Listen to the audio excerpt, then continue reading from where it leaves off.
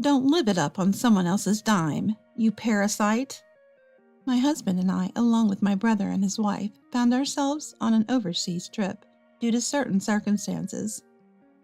We managed to get under Belle's skin, leading to her hurling insults at us at the airport. Enraged, Belle started shouting and telling us to go back to America. My husband burst into laughter at her words. All right then, let's head back home. With that, our long-awaited counterattack began. My name is Catherine. I'm a 41-year-old housewife. I work at a supermarket checkout and have a good relationship with my colleagues. My husband Luke is 3 years older than me and works for a major electronics manufacturer. He's currently the manager of the General Affairs Department and is rumored to be a candidate for the next department head. My husband, who is deeply trusted by his subordinates and is very dedicated to his work, is a source of pride for me. One day, out of the blue, my brother Mike, who is a lawyer, paid us a visit. My brother and I have always been close, often sharing meals together. My husband has treated my brother like his own, and the three of us going out for meals was one of my joys. However, since my brother got married, these outings have become much less frequent. I've been avoiding Belle, my sister-in-law, because we don't get along, which has also reduced the time I spend with my brother. And now, suddenly, my brother had come to our house. Naturally, my husband and I were both surprised and asked him what was going on. I need a favor from you guys. We could tell something serious was up from the grave tone in which my brother started the conversation. He pulled out several photos and a voice recorder from his pocket and spread them out on the living room table for us to see. Belle, she's cheating. There in the photos was Belle, arm in arm with a man, presumably her lover, heading to a hotel. The voice recorder contained Belle's voice, affectionately talking on the phone with her lover at home. Conclusive evidence of her infidelity was right there. While Mike is at work, what is she doing? This is unbelievable. I was more furious than the person involved. It's absurd to stay silent when your dear family is being treated so terribly. I stood up from the sofa, pointing at the photos and raising my voice. But my voice halted abruptly when I saw someone in the pictures. Hey, Mike, the person in this photo is... Just as I thought. I came here to confirm that too. Convinced by my brother's words, I exclaimed in surprise. What? My sudden outburst startled my husband, who clutched his heart and said, You scared me. Don't shout all of a sudden. What's going on? This guy, he was my classmate in middle school. He was known for playing baseball, being irresponsible, and being a notorious womanizer.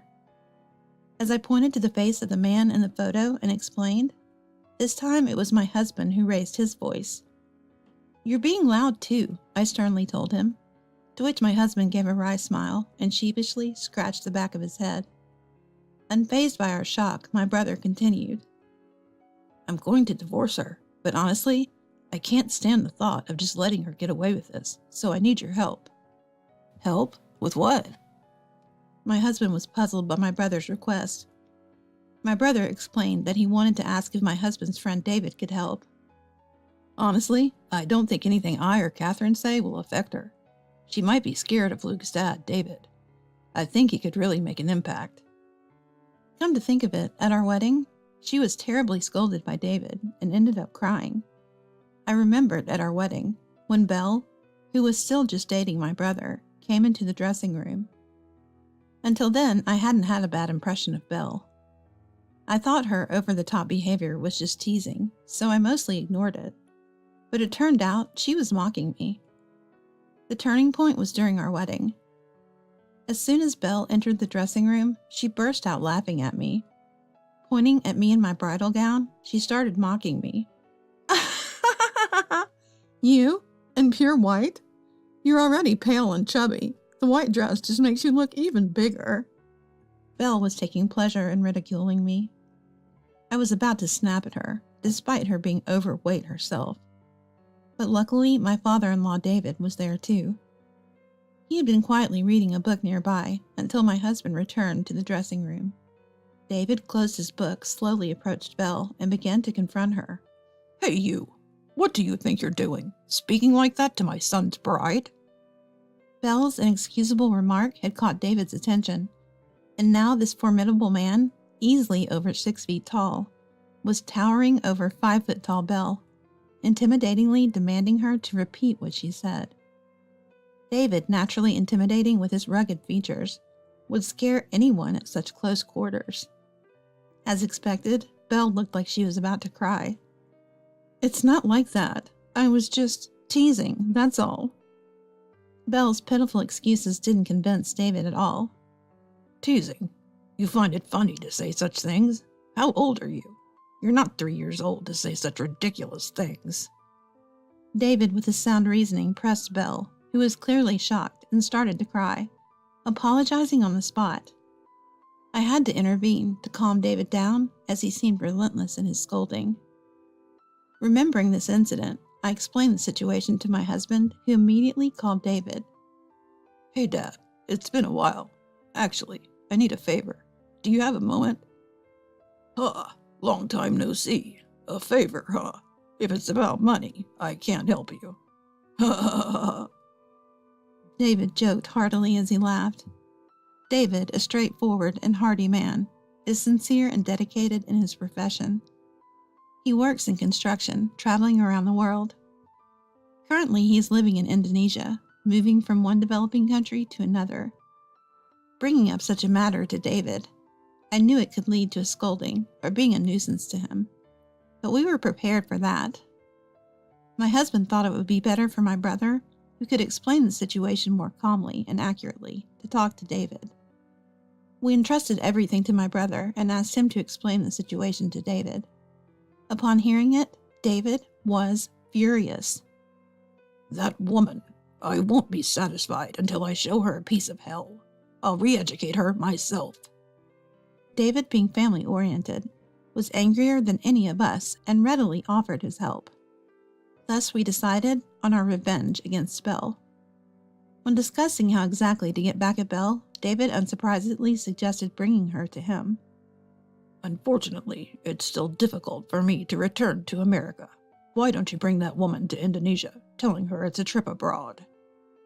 Contrary to our confusion, my brother was quick to respond. Is that okay? I can bring her to Indonesia, but what should we do after that? Has the woman ever worked outside the home? David seemed to have something in mind, as he first inquired about my brother's domestic situation. She used to work in medical administration before marrying me, but has been a housewife since. She said she wanted to properly keep the house and all that. What a load of nonsense. Luring men and then talking about keeping the house.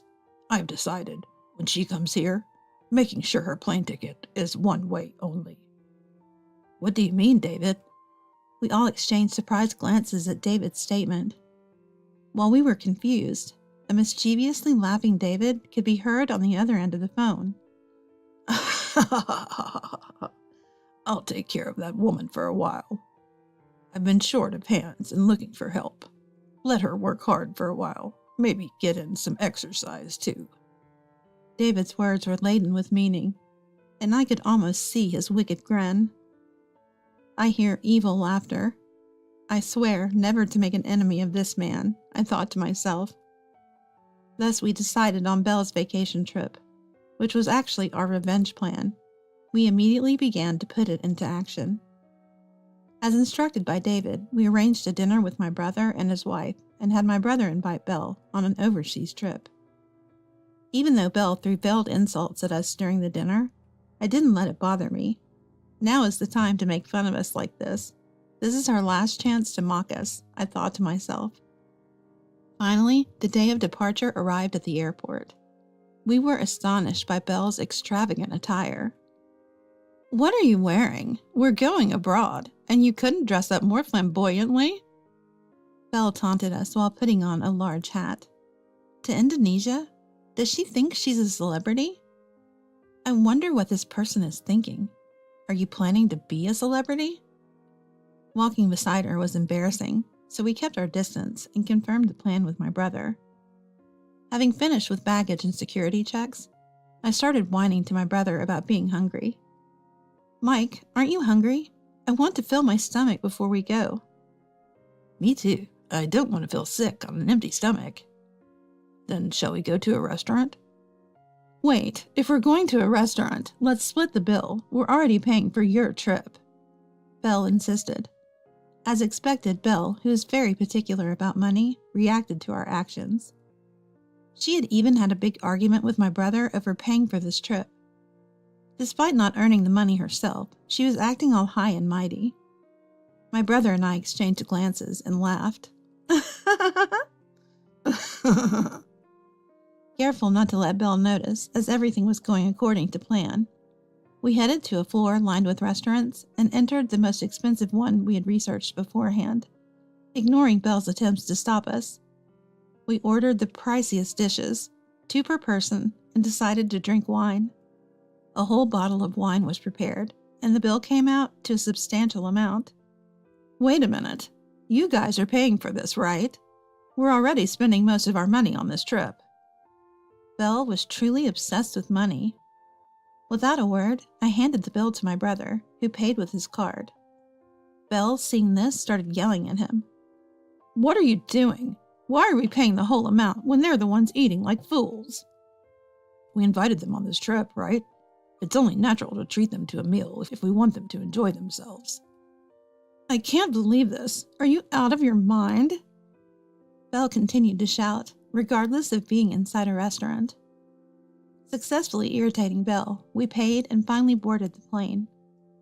We enjoyed our flight in the first-class seats my brother had reserved. This too was part of the act to infuriate Belle. Throughout the flight, my husband and I continued to raise Belle's tension, enjoying expensive wines and appetizers. Belle, unable to scream on the plane, was visibly seething with anger.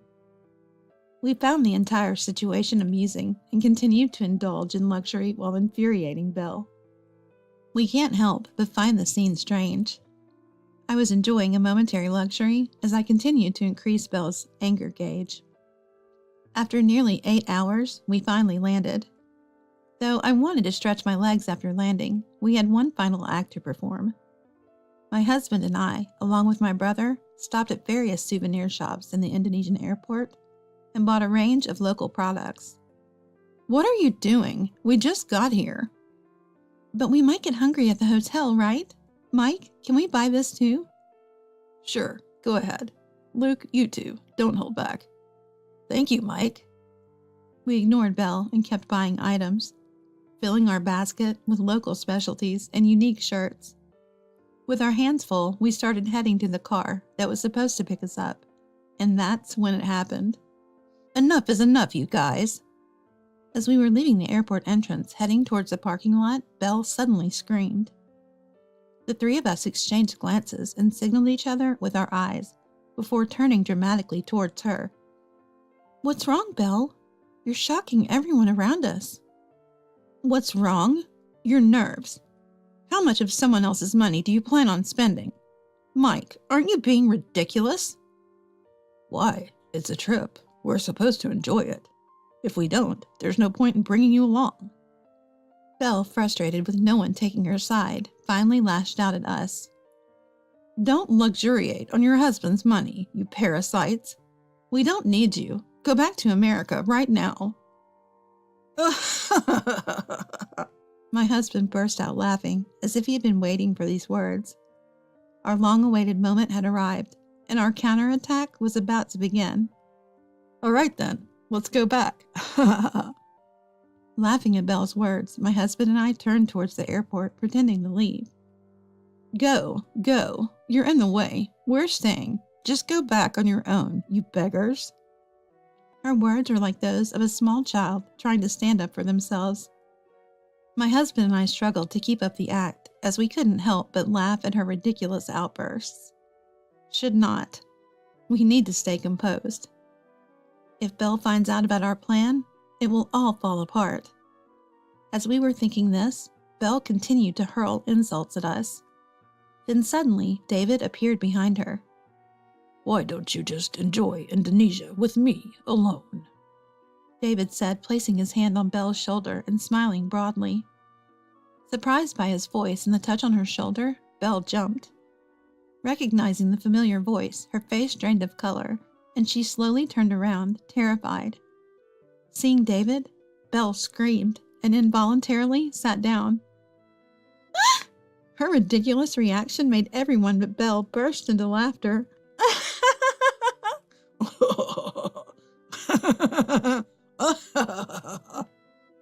The response was so unexpected that we couldn't contain our laughter. Pretending to be surprised, my brother joked, What are you so shocked about?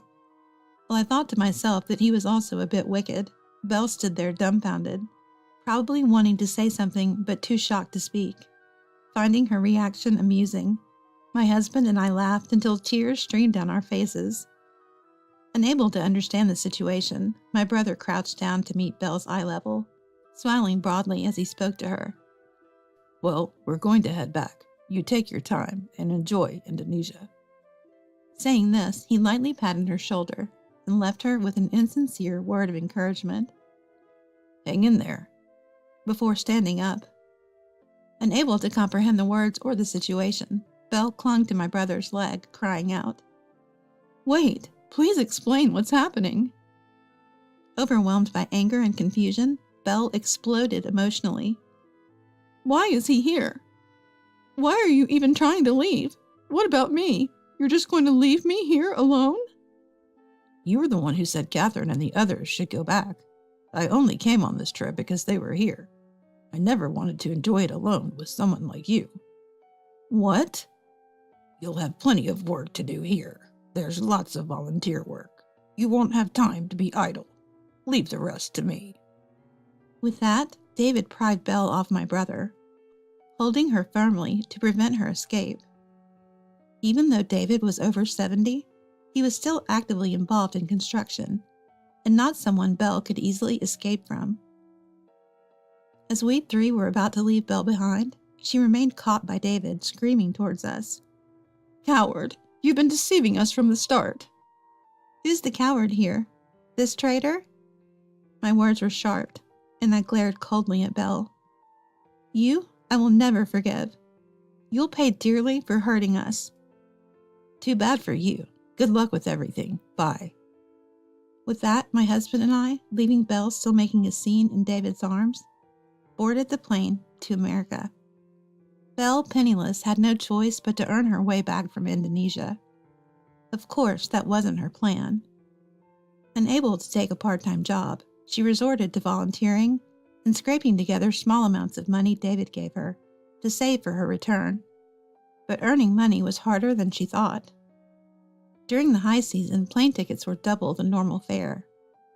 The cost skyrocketed, making it nearly impossible to return without working tirelessly from dawn to dusk. Upon our return to America, our phones rang incessantly every day. Naturally, my brother experienced the same. Both of us blocked Belle's number due to her persistence. Belle, who hardly worked, struggled with physical labor, lost a lot of weight, and cried daily, longing to return to America. After nearly 3 months, as her visa deadline approached, David contacted her, signaling it was time to return to America. Finally, the climax. I thought our revenge on Belle was over.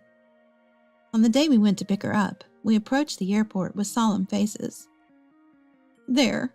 How dare you leave me behind that day? Why are you here? Seeing Belle upon her return, she was thin and sunburnt from working outside, clearly showing how much she had been exploited by David. Her changed appearance made it obvious. We greeted her with smiles.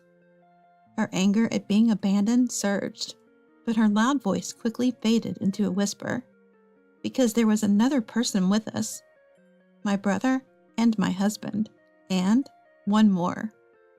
Belle, I'm sorry. Let's break up.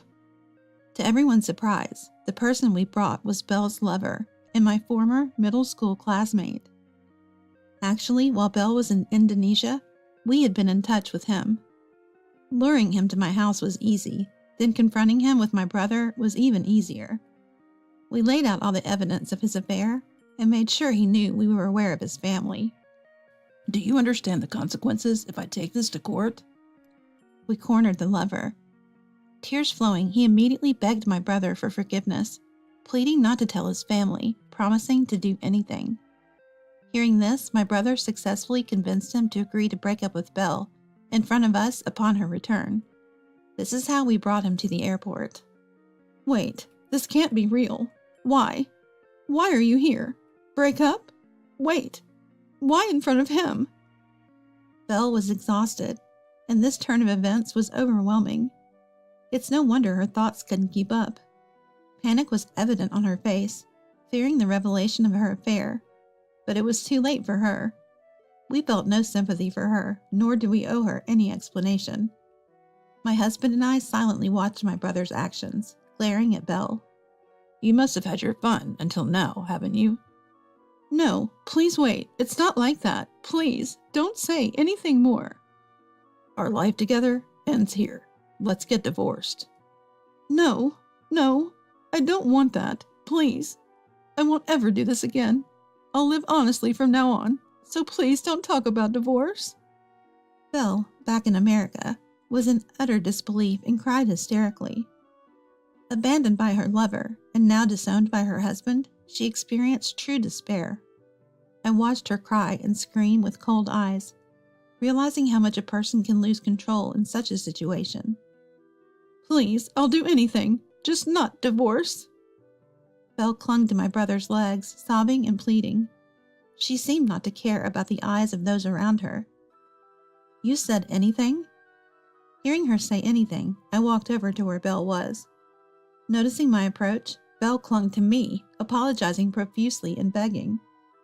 I'll do anything. I'm sorry for everything I've done to you. Please persuade him not to divorce me. If anything means anything, then never show your dirty face to us again. Honestly, just seeing your face makes me sick. I spoke these harsh words to Belle, who was crying and begging, filled with all the resentment and hatred I had. Hearing this, Belle fell into deeper despair and was at a loss for words. After that, everything happened very quickly. Exhausted, Belle didn't argue back and was practically dragged home by her brother and the person she had cheated on her spouse with, where they started the divorce proceedings. Belle was in a daze for a while, bedridden and barely able to eat, feeling cornered, but she knew it was her own responsibility. No one was supposed to feel sympathy for her. Eventually, Belle recovered enough to hold a conversation, and she got divorced from her husband. Now she's living a life just manageable enough to get by all alone. And so our peaceful daily life returned, and we decided to thank David again. Back then, I did pay my brother back for the huge shopping and dining expenses, but to my surprise, he refused to accept it. You guys made my divorce and revenge possible. Let me pay for this. I'll thank you properly later. So we decided to graciously accept his offer. This time, we ended up going to Indonesia for a celebration party. We enjoyed the trip, relishing the cuisine we couldn't fully appreciate during our last visit, and we got a chance to see the architectural work David was involved in.